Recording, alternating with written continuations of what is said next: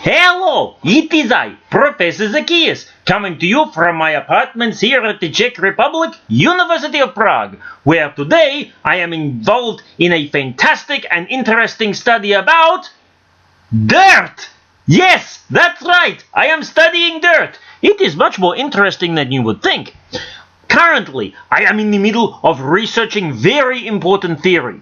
As you may know, there are different types of rocks that make up the surface of the earth.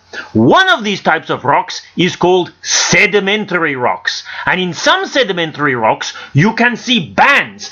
I am very interested in how these bands are created.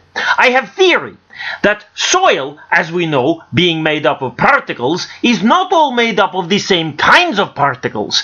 In soil, there may be many different kinds of particles. Some might be heavy, some might be light, some might be big, some might be small. We can see this through observation, but what I am interested in is, can these different types of particles actually play a role in creating some of these banded sedimentary rocks?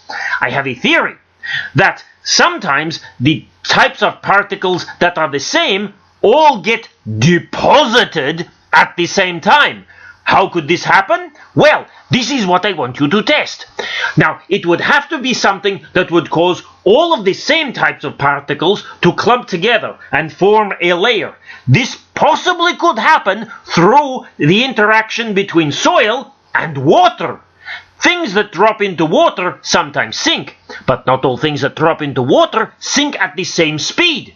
You could perform a scientific inquiry by putting particles of soil into water, getting them into a sealed container, and then swoosh them around.